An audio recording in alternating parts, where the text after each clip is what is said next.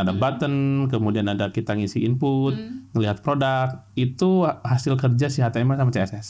Oh, I see. HTML bentuknya, CSS yang ngasih stylenya lah. Kadang unik itu programmer tuh setelah ternyata hanya di restart, jadi tuh. Oh gitu. Semalaman dicari, ternyata di restart doang jadi. Rasanya tidak perlu kalau butuh logic itu belajar logic aja, baru nanti jadi jago. Enggak. Tapi kayak kita bisa desain dulu ibaratnya nih, mulai aja dulu desain.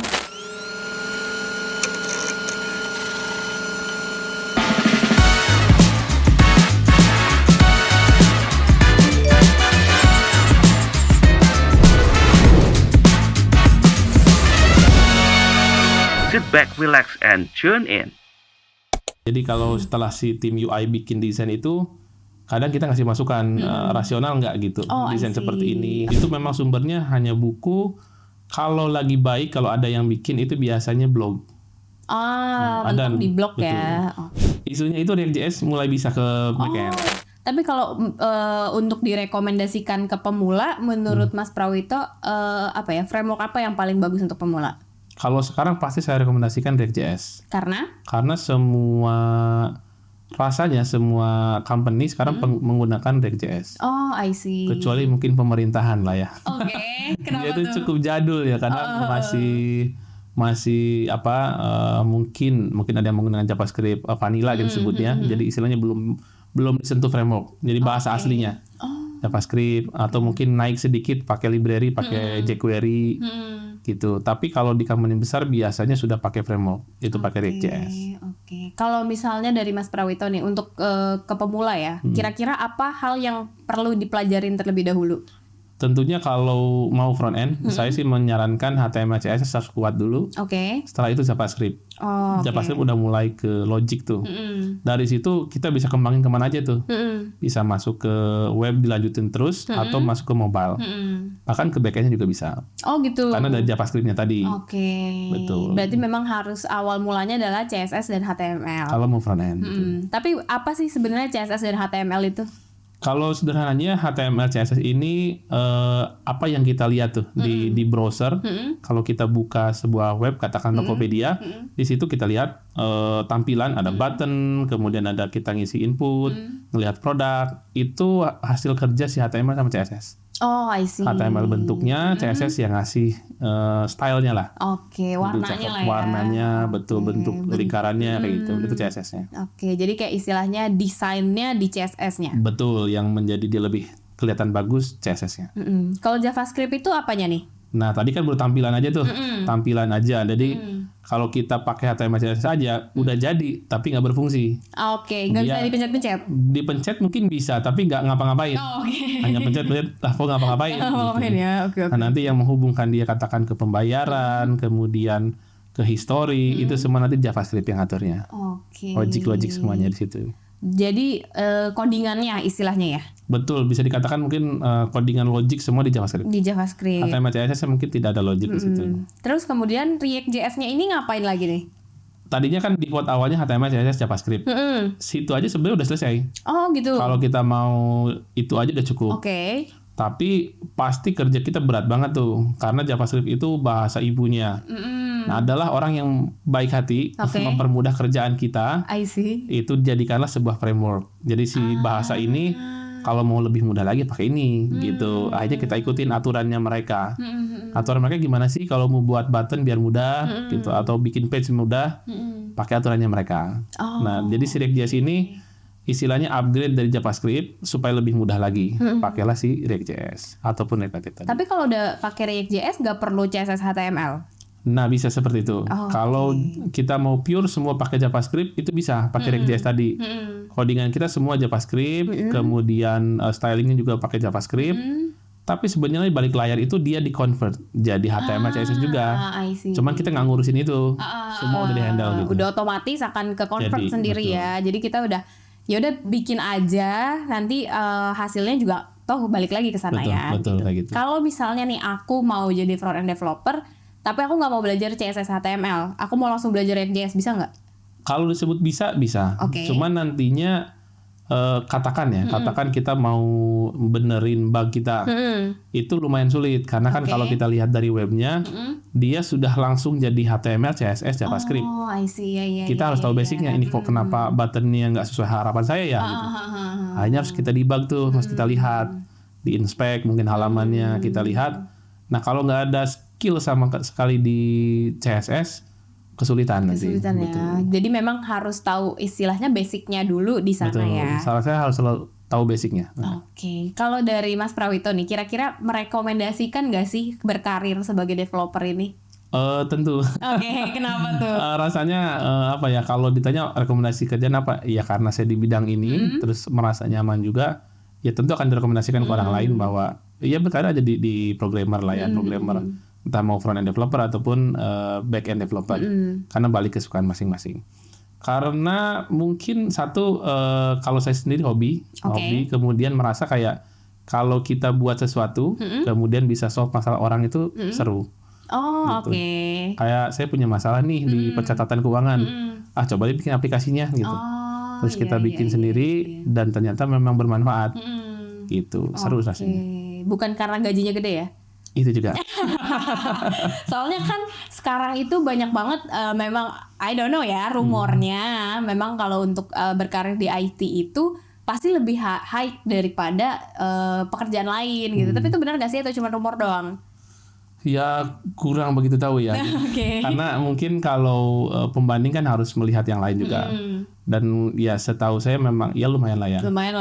Karena setahu aku bottomnya aja tuh di atas UMR lah ya bisa dibilang ya. Betul. Oke. Tapi tadi kan kenapa merekomendasikan? Kalau ditanyain dukanya nih kesulitan menjadi developer apa kira-kira? Mungkin kayaknya semua sama ya. Pertama kalau sehari-hari ketemu error itu pasti. Kemudian kadang kita apalagi WFA ya, WFA atau WFH itu kita susah memisahkan mana ini urusan programming, mana urusan rumah. Karena kayak ke bawah gitu. Lagi ngobrol tiba-tiba keinget, harus kayak gini nih sama. Kadang-kadang kepotong ngobrol sama istri kepotong. Oh gitu ya? Iya betul. Karena nggak tahu kadang-kadang kayaknya bisa kayak giniin gitu. Akhirnya balik lagi ke laptop gitu. Ya itu kadang mungkin suka dukanya ya. Jadi bisa jadi kehidupan kita tuh ngeblend gitu semuanya antara kehidupan pribadi, kehidupan coding kayak gitu. Tapi work life balance. Nah itu dia, mungkin kita tafsirin masing-masing nih.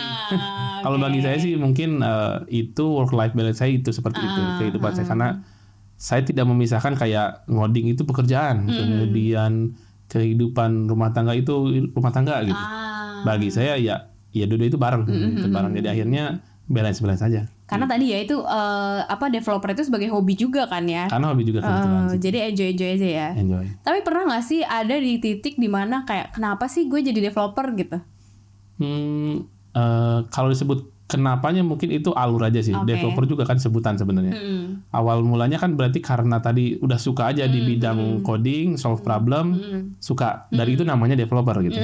Kalau disebut kenapa jadi developer ya karena saya suka gitu. Karena saya suka, saya milih itu ya akhirnya ya lanjut terus. Nggak mempertanyakan kenapa saya harus jadi developer gitu. Itu kan mungkin kayak yang dijerumuskan ya. Dijerumuskan, kemudian akhirnya saya bertanya-tanya kenapa saya harus memilih ini. Kalau saya cenderung memilih untuk ambil itu. Tapi berarti selama 8 tahun itu nggak pernah menyesal ya udah masuk ke dunia IT? Itu rasanya belas aja sih. Kadang kenapa mengambil ini gitu. Kenapa mempersulit diri gitu. Itu dia. Tapi ya ikuti aja, nanti juga selesai juga kok masalahnya gitu. Soalnya kan baru banget nih kemarin aku ada sedikit sosialisasi ke beberapa sekolah ya. Terus pas aku kenalin, aku tuh dari Jitu Academy nih. Kita tuh perusahaan edutech, fokusnya di IT gitu. Semua tuh langsung pada bersorak, ya susah gitu. Kayak aku langsung kayak ya iya sih susah gitu. Tapi emang kenapa pandangan orang IT itu susah? Apa karena codingnya itu ya? Mungkin kalau mereka pertama kali belum suka ya, belum suka IT, belum kenal IT, terus langsung diterjunin ke codingnya, logiknya, ya sama kayak orang dikasih pekerjaan yang mereka nggak bisa, langsung nolak pastinya. Mungkin kalau historicalnya kayak saya dibikin suka dulu, mungkin bisa tuh. Kayak saya suka desain, lanjut desainnya. Kemudian setelah itu saya bikin animasi nih. Ada logic sedikit. Saya suka nih gitu. Lama-kelamaan logic itu saya tidak anggap menjadi sebuah pekerjaan sendiri. Tapi saya inginnya bikin animasi, butuh logic, saya pelajari dong. Iya sih. Gitu. Jadi nggak terlalu kaget juga. Mungkin orang yang nggak kenal programming dan nggak suka terus tiba-tiba ayo ngoding, ya pasti kaget. Pasti kaget sih, Pasti kaget. Ya dimulai yang dia suka dulu soalnya. Oke, tapi berarti memang kalau untuk berkarir di dunia IT itu bisa background apa aja ya sebenarnya? Bisa. Oke, tapi emang dan ini juga salah satu stigma ya. Katanya kalau developer itu logiknya harus kuat. Benar nggak? Bergantung. Sebenarnya seiring kita banyak mengerjakan project, logik akan tumbuh sendiri. Oh, I see. Gitu. Karena kan rasanya tidak perlu kalau butuh logik itu belajar logik aja, baru nanti jadi jago. Enggak. Tapi kayak kita bisa desain dulu ibaratnya nih, mulai aja dulu desain. Kemudian setelah itu mulai HTML CSS-nya aja. Itu bisa juga. Kita mulai dari HTML CSS aja, nanti dapat tampilannya aja. Nggak ngerti tuh cara bikin logiknya. Nanti lama-kelamaan tertarik buat bikin. Baru mulai logik.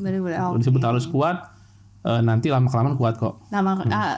Inilah ya, learning by doing aja lah ya. Betul. Tapi kalau dari Mas Prawito berarti sekarang ini ya, kalau lihat bug gue udah tahu nih masalahnya di mana gitu. Kalau lihat bugnya iya. Oke. Tapi kalau mau benerinnya tetap pikir. Oke. Oh tahu nih errornya di mana nih gitu. Karena ngerasa bahwa ini salah nih. Tapi pas mau benerin baru mikir lagi. Oke. Ini diapain dia gitu. Apa ya kayak pengalaman paling kira-kira menurut Mas Prawito paling susah dipecahkan selama berkarir apa Mas? Sebenarnya paling banyak itu di mobile. Mobile itu kadang-kadang kita nggak tahu tuh errornya dari sisi codingan atau memang ke device-nya. Jadi paling sulit tuh kayak kita tunggu semalaman karena apa? Kadang unik itu programmer tuh setelah ternyata hanya di restart jadi tuh. Oh gitu. Semalaman dicari, ternyata di restart doang jadi kan. Oh gitu ya. Itu bikin rese kadang-kadang. Agak memakan waktu juga ya. Sering, makanya kita sebut pekerjaan magic. Gimana tuh? Kadang-kadang gitu kan, kadang-kadang errornya apa nih? Coba dicari kayaknya bener nih. Terus coba di restart. Gitu. Kalau kita telepon internet kan gitu kan tuh, provider internet, coba di restart dulu. Iya. Saya pikir itu kan lelucon ya, ternyata benar loh. Kadang-kadang kok di restart kok jadi normal gitu. Iya sih, kadang aku kalau misalnya wifi nih mati ya, terus telepon ke CS-nya gitu, terus restart Mbak, aku kesel sih jujur. Ya klise kan ya. Kayak emang iya gitu. Iya betul. Ya kadang-kadang kan kayak tunggu aja 10 menit gitu. Iya beneran jadi ya balik. Itu magicnya, magic programming gitu. Oh gitu ya. Laptopnya capek. Kadang kita ngomong sama laptop sendiri, kamu capek ya? Saya restart gitu. Nah kalau mobile ini kan sekarang tuh ini ya, maksudnya jenis HP itu kan banyak banget ya. Betul. Ada yang dari bahkan ada Cina itu kan banyak banget jenisnya gitu kan. Dan di Indonesia ini termasuk yang semua jenis HP itu bisa masuk gitu loh. Kalau pembuatan aplikasinya itu apakah sebenarnya istilahnya satu framework atau satu bahasa bisa ke semua HP atau gimana sebenarnya? Kalau secara bahasa betul bisa. Jadi satu bahasa tadi katakan JavaScript bisa bikin semua aplikasi di semua mobile itu iya betul. Cuman mungkin yang diperhatiin sisi front itu ketika tipe HP-nya berbeda, itu tampilannya juga berbeda. Katakan yang flip Samsung itu juga kalau kita frontend tuh bilangnya ini bikin rese nih orang. Gitu ya. Gue sih bikin yang kayak gini gitu kan. Iya. Bagi frontend itu sulit. Karena tadinya bikin untuk satu screen jadi lebar. Iya benar. Makanya harus disebut responsif kan. Iya benar. Itu juga lumayan repot tuh. Kemudian ada yang HP-nya tipenya kecil. Terus kemudian Android sama iPhone itu beda sendiri. Iya benar. Itu harus diurusin. Ini juga ya kayak kan inci-incinya tuh beda ya. Itu juga harus diinin ya. Berarti banyak banget dong yang diinin ya. Lumayan banyak. Dan itu CSS tadi yang menghandle itu semua. I see. Jadi kalau screen-nya berubah, kita atur lagi untuk screen ini kayak gitu. Nah, berarti yang Samsung Flip itu tadi berarti Gojek juga harus punya aplikasi buat itu ya? Enggak aplikasi terpisah. Tapi di logiknya ditambahkan. Oh, I see. Katakan kalau screen-nya jadi tambah besar, handle jadi seperti ini buttonnya. Gitu. Kadang kalau kita lihat kan kalau di web itu kelihatan semua. Pas di handphone kok jadi button kecil di atas ya gitu. Disebutnya burger menu. Itu yang disebut di handle-nya kayak gitu. Kita rubah sesuai dengan device-nya. Oke. Berarti harus benar-benar merhatiin semua device ya. Tapi berarti tahu dong semua HP gitu maksudnya. Kalau front end kita biasanya dikasih range. Katakan range sekian inch, handle buttonnya seperti ini.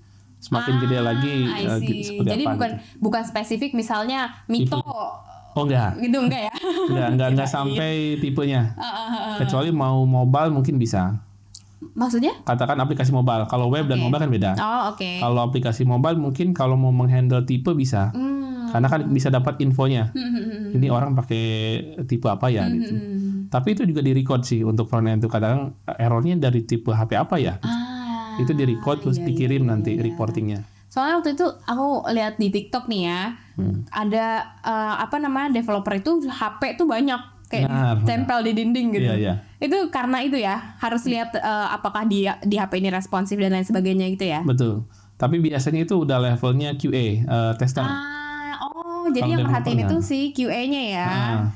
Kalau developer biasanya sampai di laptopnya sendiri udah support itu. Oh, I see. Kita switch deh. Kita switch tipenya jadi tampilan iPhone bisa. Masih satu laptop yang sama. Oke. Gitu, tapi tampilnya berbeda. Terus kita mau switch lagi ke screen yang lebih kecil, itu bisa di dalam satu laptop. Oh iya. Gitu. Jadi kayak kalau misalnya udah urusan di HP masing-masing ya udahlah ya gitu. Itu nanti tester yang memastikan. Iya. Nah, kalau untuk kan banyak juga yang bilang Android dan iOS itu berbeda ya. Sebenarnya perbedaannya tuh di mananya sih? Oh, satu sisi bahasanya juga beda jelas. Oke. Kemudian dari masing-masing perizinan juga berbeda. Kalau di aplikasi mobile ya. Kalau di Android mungkin katakan untuk melakukan izin notifikasi itu diatur di bagian mananya, file apa gitu. Oke. Nanti iOS sudah lain lagi. Kayak gitu, itu beda cara. Iya. Tapi berarti misalnya nih dari sisi Gojek mau deploy satu fitur baru, itu dia akan dengan sendirinya ke semua ini kayak Android, iOS dan lain sebagainya. Ya tergantung tadi kalau memang pakai bahasanya yang native. Kalau iOS pakai Swift ibaratnya, kemudian Androidnya pakai Kotlin, ya itu satu-satu. Tapi kalau mau pakai React Native, sekali bikin langsung untuk semuanya. Langsung semua. Untuk Android bisa, untuk iOS bisa kayak gitu. Berarti dia kayak ini enggak super apa ya istilahnya super app-nya framework gitu, si React ini. Oh, mungkin disebutnya cross platform. Oke. Artinya kita bisa bikin satu bahasa untuk semua platform. Gitu.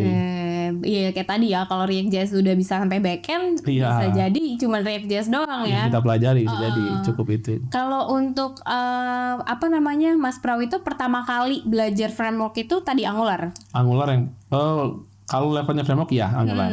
Tapi kalau levelnya library jQuery dulu yang paling pertama. jQuery, oke. Yang lumayan jadul ya. Iya, pertamanya kan vanillanya itu yang nggak diapa-apain. Nggak diapa-apain maksudnya gimana? JavaScript aja. Oh, I see. Itu bisa berfungsi, tapi sulit. Dipermudah pakai jQuery. Itu semua diganti lagi nanti pakai Angular. Gitu, ataupun milih Angular, React.js, Vue gitu bebas. Tapi berarti pekerjaan developer ini semakin mudah nggak? Karena frameworknya juga update terus. Atau sebenarnya sama aja? Jadi imbang lah ya. Oke. Jadi dipermudah iya, tapi belajar juga harus baru lagi. Iya gitu, sih. Karena semakin baru lagi, semakin banyak sekarang alternatifnya.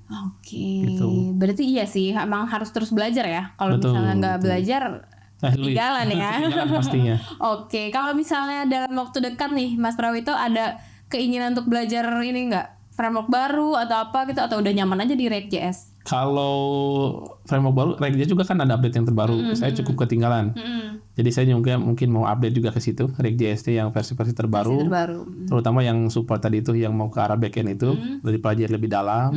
Dari sisi React.js-nya. Kalau teknologi lain, di web saya belum ada yang tertarik. Dari Vue, Angular, jujur tidak terlalu tertarik lah ya. Karena pasar banyak yang nggak pakai juga kalau bagi saya pribadi. Akhirnya saya akan memperdalam React.js-nya. Kalau bahasa lain mungkin tertarik di Flutter-nya untuk lebih didalami. Apa ya ininya? Maksudnya perbedaan Flutter dari yang sekarang apa nih? Mungkin Flutter dengan React Native kali ya bedanya. Mungkin sebenarnya karena switch bahasa itu tadi, jadi adaptasi bahasa lain lah ya. Sebenarnya beda bahasa itu untuk nge-solve bahasa masalah yang sama sebenarnya. Cuman gimana sih kalau di Flutter cara nge-solve-nya gitu. Itu lebih ingin tahu aja. Pengen ini ya. Berarti logiknya beda ya kalau kayak gitu? Kalau cara berpikirnya sama, tapi membahasakannya lain.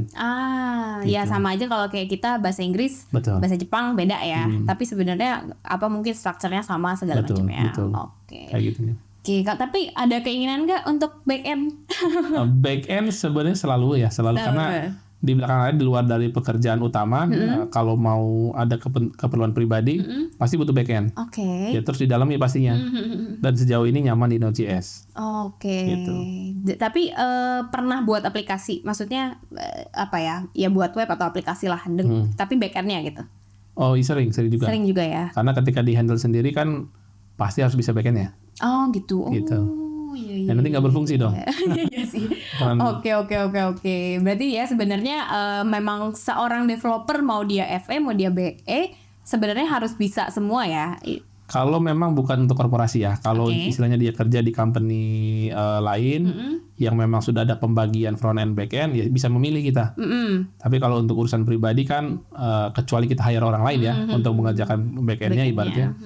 Ya itu menjadi suatu pilihan yang harus kita ambil semuanya. Tapi berarti maksudnya walaupun dia misalnya dia front end nih, dia nggak tahu sama sekali tentang back endnya, itu tetap bisa ya? Sebenarnya sekarang mulai banyak yang mempermudah. Seperti dari Google ngeluarin Firebase, istilahnya tanpa back end kita bisa handle, tapi langsung simpan datanya semua di mereka. Tapi kan berbayar. Semakin dipermudah, semakin harus berbayar. Gitu. Istilahnya mau front end doang bisa. Nanti integrasi dengan penyedia yang sudah ada gitu. I see. Oke. Tapi sebenarnya apa ya istilahnya logiknya back end sama front end tuh mirip nggak sih? Kalau logik sama ya? aja. Kalau secara logik kan kurang lebih jika seperti ini harus seperti apa. Nah, kalau logik seperti itu, tapi membahasakan yang lain dan menempatkannya yang lain. Kalau front end itu membuat logik untuk dilihat orang, bagaimana cara interaksinya. Kalau back end itu membuat logik untuk disimpan di database. Seperti apa? I see. Orang umum seperti kita, customer tidak bisa lihat cara kerja back end nanti nyimpannya kemana. Setelah kita hit button, katakan menghubungi driver, kemudian menyimpan data, mengirim notifikasi, itu semua di handle back end ya. Oke. Nah, kan kalau untuk di YouTube sendiri nih, setelah ini kan tadi katanya sempat break ya, sekarang ini. Kira-kira mau dilanjutkan nggak? Tentu ya. Rencananya mau segera dilanjutkan lagi. Oke, kira-kira nextnya mau bikin video apa nih? React Native rencananya memang karena dia sudah ada update terbaru. Dia sudah mulai hampir head to head dengan native-nya secara size ya. Katakan size-nya kan kalau udah jadi itu dulu tuh React Native lumayan besar. 30 MB segala macam, sedangkan kalau pakai native bisa 10 MB. Dan sekarang versi terbaru itu dia makin kecil, ke arah belasan MB gitu. Gitu ya. Kemudian lebih cepat. Makanya kayaknya harus diupdate nih. Video di YouTube saya belum pakai versi yang terbaru gitu. Oke, berarti kalau kayak gitu ini nggak sih laptopnya harus kompatibel lain-lain nggak ya? Betul. Oh iya, harus ngikutin juga ya? Iya. Sebenarnya sih bisa pakai laptop lama, cuman harus memperbanyak sabarnya. Oke. Jadi makin lemot ya? Biasanya makin lemot. Lebih berat soalnya? Iya, lebih berat kerjanya. Oke, berarti kalau developer tuh harus sering-sering beli laptop ya? Kalau sering-seringnya tergantung pilihan aja sih. Oke. Kalau masih kuat sabar ya sabar aja dulu. Kalau Mas Prawito sabar? Bersabar. Oke, mungkin kita akan tunggu next video dari channel YouTube-nya ya Mas Prawito. Terakhir nih, kira-kira dari Mas Prawito ada nggak sih istilahnya kesan-pesan lah buat teman-teman pendengar kita yang mungkin baru mau menyemplungkan dirinya di dunia IT dan mungkin bisa juga Mas Prawito memberikan apa ya kayak rekomendasi kira-kira apa yang harus mereka lakukan? Pertama, kalau teman-teman mau belajar IT, teman-teman bisa belajar kalau mau free, kita bisa belajar dari source yang memang menyediakan free. Pertama itu yang paling disediakan itu dokumentasi dari pilihan bahasanya. Contoh kita mau belajar tadi bahasa JavaScript pakai frameworknya React.js, kita bisa masuk ke dokumentasi React.js-nya. Itu free. Dan di sana juga banyak cara belajarnya, udah disiapin step-stepnya. Kedua, mau yang free yang lain adalah bisa di sumbernya YouTube atau mungkin di tempat belajar yang memang menyediakan fitur free-nya. Itu bisa kita gunakan.